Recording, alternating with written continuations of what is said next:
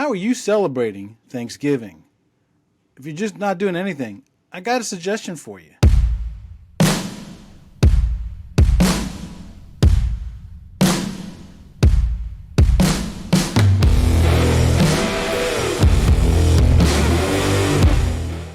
Welcome to the show where we tackle the tough questions submitted by installers, estimators, project managers, business owners, customers. We are connecting at the human level so that we can connect the world. If you're watching this show on YouTube and you like this content, would you mind hitting the subscribe button and the bell button to be notified when new content is being produced? If you're listening to us on one of the audio podcast platforms like Stitcher or Google Play or Amazon, would you mind leaving us a 5-star rating? Those simple little steps helps us take on the algorithm so we can educate, encourage, and enrich the lives of people in the ICT industry. Thursday nights, 6 p.m. Eastern Standard Time. What are you doing? You know I do a live stream, right? On TikTok, LinkedIn, Facebook, YouTube, everywhere, where you get to ask your favorite RCDD questions about certification, installation, design, fire stopping, career path, you name it. But I can hear you now, but Chuck, I'm driving my truck at 6 p.m. I don't want to get into an accident. It's okay. They are recorded, and you can find them on letstalkcabling.com, so you can watch them at your convenience. And finally, while this show is free and will always remain free, if you find value in this content, click on this QR code right here. So how about buying me a cup of coffee or scheduling a 15-minute one-on-one call with me, after hours, of course. Our industry is really not good about giving back to the community. Now, there are a few organizations that are better than others about giving back to their communities. And one of them is having an event next month where they have selected a recipient who's doing a very important mission in the inner cities of Baltimore, or as Mike Rowe would say, Baltimore, right? You gotta say it the right way, Baltimore, making an impact. And they could use some technology to help make their mission more successful. So some people from Teknowledge Worldwide are stepping up. Welcome to the show, Mikail Ocasio from Trican Secutiy. How you doing today? Doing well. Nice to be here, Chuck. Glad to have you on the show. A big fan of your content. Why don't you tell the audience a little bit about yourself and how you got into this industry? Tell us about your journey. Sure. So I'm out of Baltimore, Maryland. I operate Trican Secutiy. We're an electronic security firm, so we're doing all of the surveillance, access control, intrusion alarms. So that's our side of the house. And I would say my journey into this field, I kind of started off as a software engineer. That's what my roots was. I was a programmer, and but I've always been a real hands-on kind of person. And so naturally, this field is a little bit of a blend of those two worlds. So when I got into this, years ago, it felt right. I had a power tool in my hand, but I also had a keyboard nearby. So it was very comfortable for me to move into this field. And then, security has always been something a field that I worked in different aspects, some of it on the software side. And then I got more into the physical side of security. Been doing it ever since. And I tell you what, I haven't been happier being employed since then.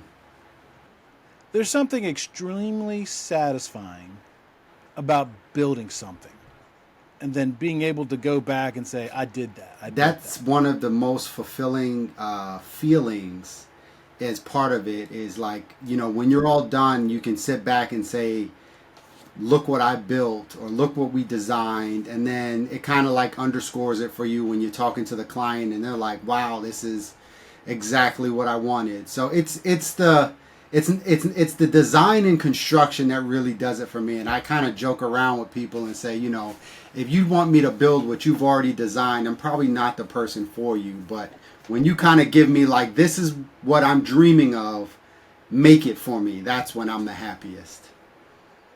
Let me ask you a question. I know I do this. I want to know if you do this. When you're driving around in your car with friends and family, do you go, hey, I did the cabling in that building. I did the security in that building. I'm driving with the kids and I'm like, I did those like they'll be looking outside and say, "Look up, you see those cameras? I did those cameras." Look at that door, I did that door, and so I do that all the time. It drives them crazy because they're like, I know you did that. Can we keep going?" I did a vacation with the grandkids. Gosh, 3 4 years ago.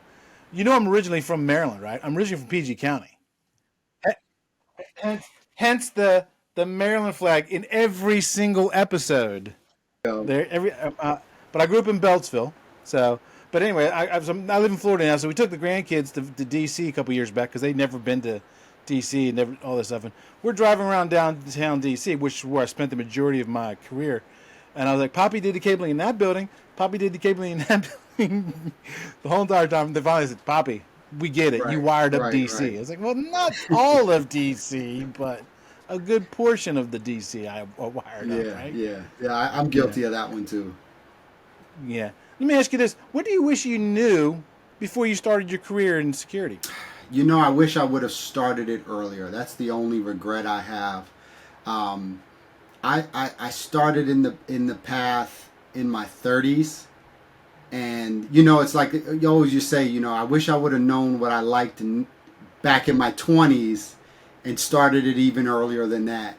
But you know, you have your growing pains, right? I mean, I don't regret my path, but if I, you know, had that time machine and could go back and say, hey, I probably would have, you know, started my business back then, probably got into the industry a little earlier, um, and just enjoyed my time in the industry, you know, maybe get another 10 years of enjoyment out of it. You know, working has always been one of those love-hate relationships, but you know, when I got into it on my own and started doing things that I actually really enjoyed doing. um, Yeah, I hear that quite often. People saying, "I wish I had started earlier."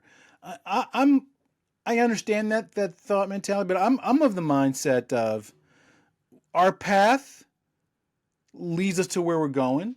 Never discount your past, right? So, for example, in my earlier days, I used to be a volunteer firefighter for PG County, right? And while I had a full time job, and a lot of that walk helped me become more conscious of safety and teaching safety and doing safety with work companies that I've worked through in the past. So it's a part of your journey. It's absolutely part of your journey, and it probably I would argue that it probably makes you better today because of the journey that you took, as opposed if you had just if you had just jumped in and that's all you did your whole entire right. career. No, I'm with you. You know. I'm with you. Definitely, I can see. You know, I remember when we did the Tech Fest and we talked fire stopping. So when you mentioned volunteer firefighter, I'm thinking perfect. You know, that goes together hand in glove. So um, you're right. It does. There's my passion right It there, does. right? It Who knew that little 8-year-old kid lighting plastic cars on fire would develop into going to be a firefighter and EMT that would go into communications that would go around and teach people on what is fire right. stopping. That's all part of the Full journey. circle. Full That's circle. yeah, exactly. So you're associated with a very interesting group. The group's called Teknowledge Worldwide. Tell us a little bit about Sure. that. So Teknowledge Worldwide is a nonprofit organization. I think there's a lot of things at play here. One aspect of Teknowledge Worldwide is to bring techs from different portions of the technology field, whether that be security, IT, MSPs, structured cabling, and it's to make everyone better. It's to, you know, help each other, ask questions. Um, if you need help with something, labor, I mean, guys are up. I mean, that's another thing that we do is we kind of like lean on each other for assistance in work.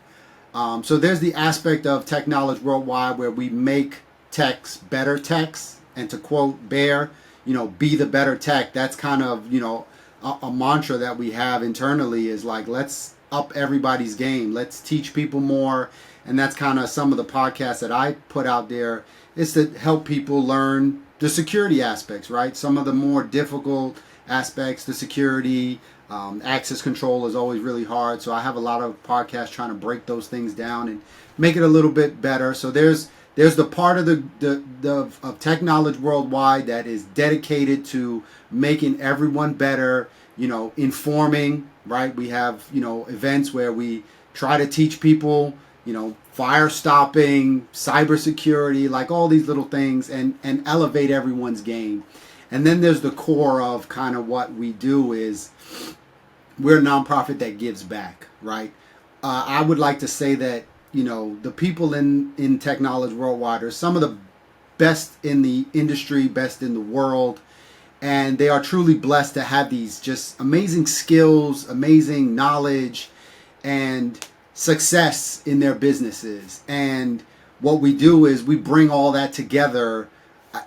I'd like to say we'll do it, once a year, maybe even more in the future. But we like to bring that all together, and that all culminates into an event we call Teksgiving. So we find a deserving organization that is doing great work, that is helping the community, but they need technology help. What they're doing in their mission is probably slowed down by their lack of technology. So what we do is we give them what we have, right? We have technology as something that we have, and we give it to them. So that's one of my favorite aspects of Teknowledge Worldwide is our ability to go back out there and share some of these gifts and talents that we had with someone who doesn't have an opportunity, whether that's cost, whether it's knowledge. So they might not have it, and I think that's a great thing. And honestly, I think if I was a baker, I'd be out there giving bread. But I just happen to be a tech person, so I'm going to give out tech to those who need it, right? So that's how I see it, and it's one of my favorite aspects of Teknowledge. Yeah, we'll talk about Teksgiving here more in just a second. Well, I do want to add this. When you talked about Teknowledge Worldwide, I think that you mentioned that they help. It's about this. It's a spiritual thing of helping other technicians, other business owners. And I just saw a post. I mean, literally, that's why I was a few minutes late getting on. I was actually in the Slack channel, and I was looking at somebody posted up a question about, hey, I want to do some blah blah blah. How much should I charge this guy? And there was easily 6, 7, 8 good suggestions on how to do that. And I got to thinking, if that person had posted that comment out on the regular internet, they would have gotten roasted. I mean, absolutely roasted. But yet here, there was a bunch of encouragement and nourishment. That's why I love seeing that part. So you mentioned Teksgiving. You guys have done that in the past, and now you're doing one this year as well. How do they select the recipient for a Teksgiving? So we're still in our early stages, so I'd admit that. But what we do is right now we go to our members and we say, hey, who do you know that sounds like they could, really benefit from this kind of an upgrade? So this year we solicited among the members, say, hey, do you know any organizations, somebody that might be a good fit, somebody doing good work? And we kind of, bring all those, we call them applications in, and we look at them and say, okay, well, what do you have now, and what do you need, and what are you asking for, and can we be a good fit for you? I mean, you're asking for things that we can give you, that kind of stuff, and the help that we can give you, and some of it is, what's your mission? I mean, who are you helping? So that kind of thing, and very loosely, we want to help as many people as we can, but unfortunately, resources get limited, right? I mean, we don't have an unlimited amount of money, so we do have to stop and choose a winner.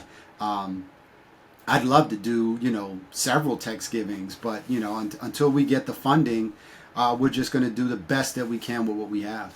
So tell us a little bit about the recipient for this year. Oh, so Mission Fit. They are an inner city youth gym in the middle of Baltimore, right? It's an area that needs development. There's an area that is underfunded.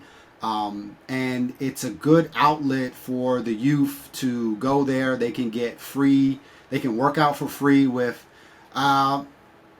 really great equipment. I mean, I've been there personally. I've had my children go there and work out there from the past. That's how I knew it. with world-class trainers. I mean, they had trainers there that, were highly recommended.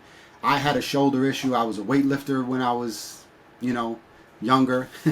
And I tore up my shoulder. And I'd gone to several great physical therapists. And then somebody referred me and they said, there's a guy here that can help you. And sure enough, 2 years later, my shoulder feels great. I rehabbed it. He was just really good. So that's the level of service that they can provide. They've got excellent staff there. So they're helping kids and the youth. Just they're giving them free classes. They're teaching them how to be personal trainers. They're teaching them how to eat healthy. I mean, they're just really offering so many great things in that community. I mean, they open themselves up for, free yoga classes. They're just really dedicated to uplifting, Baltimore's youth, and really giving everybody a chance to, be on the same playing field, because a lot of those schools are under resourced. They don't have facilities. Some of these kids have aspirations to play pro ball. Well, no pro ball if you're not working out. So where do they go? So it's somewhere to help them and just give them a little bump in the right direction of, we got some place for you to be. We can help you. We can teach you. We can give you skills. We can, help your lifestyle change. Just give you a healthier lifestyle. And obesity is a big deal in the U.S. as well. So, they're just doing so many great things. And it was almost an easy choice. And they're such a small organization. They run so lean. When we were talking to them about, what do you need? They didn't even understand how much we could give them and how much it would boost. That's what I was going to ask you. I mean, it's a gym. How is technology going to help them with their mission? Oh, that's a great question. So they barely have an audio system there. We're going to upgrade their audio system. Security.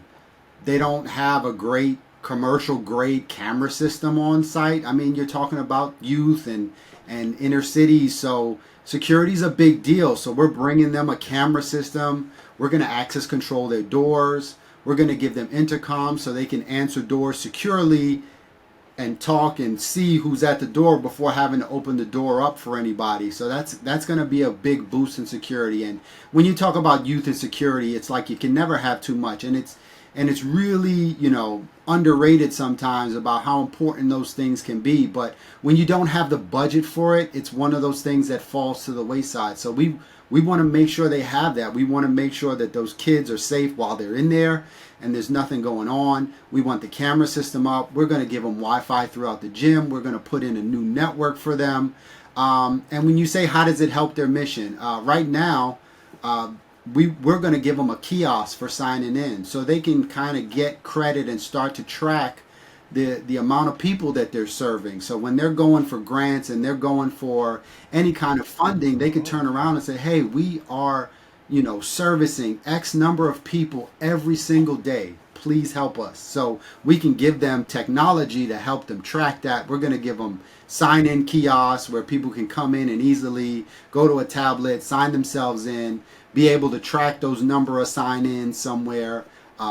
So we're trying our best to give them as much as we can. And I think anything that helps, we're just going to lace that whole building with Wi-Fi. We did a survey on it. We know what it needs. We're just real excited. I mean, I want to get started already. So I've got a two-part question for you, right? So it's going to take labor to do this, and it's going to take equipment to do this. Where are you going to get the labor from, and where are you going to get this equipment from? Yeah, great question. So this is Teknowledge Worldwide, and I did mention that our people are some of the most skilled that I've ever met. And they are flying in from all over the place to donate their time on their own dime to be there and to support this event. I mean, they're paying their own hotels and everything just to be there, to be a part of it, just to donate their time. So, I mean, I think at this point we have at least a dozen techs who have signed themselves up and said, I will be there with my tool belt on, ready to help. So labor, we are so covered with labor because our guys show up. I mean, that's one thing I'll give them credit for. When that Teksgiving bell rings, they're here. And in terms of equipment, we have kind of like three ways of attacking it. We have some vendors that are in the community, and we always like to go to our vendors first. And so, for instance, cable. We've got cable vendors in the community. We say, hey, we need X number of boxes of Cat 6. Would you be willing to help us? And you know what? They haven't said no yet. So they support us. And our vendors, they really support us. Whatever they have that they make, it's ours. They just say, hey, I know what you guys are doing. It's worth it. Here's the cable. Here's the patch panels. Here's, whatever you need that we make, you can have it. So we've got a great number of vendors that do that. So we're really grateful for the support that they bring to us. The second is the community. The community. I have a bill of materials right now and says, hey, these are all the parts and pieces we need to make this job work. And then the community goes and they look at it and they say, you know what, Mick, I have that strike, or I have those speakers, or I have a laptop, or I have this. I'll send it to you. It's yours. Mark it off the list. We don't need it. And then everything else we try to raise funds for, right? So we raise cash. So we have a page, donate.teknowledge.org, and people can donate cash. And what the cash does is the things that we can't get donated, and sometimes we don't have a vendor that makes a certain item in our community, so we have to buy it. That's what we use the cash for. We use the cash to buy the equipment that we couldn't get donated. And for this project, we're looking to raise $10,000 in cash. But I think the equivalent of what we're working with, what they're going to get, is somewhere in the $60,000 range worth of stuff. Nice. So it's a great investment. It's a good deal. And, with all the donations we're getting through labor and materials from other people, it really turns into a wonderful project that we can really do for, I would say, a small amount. I mean, depending on who you are, 10K is a small amount.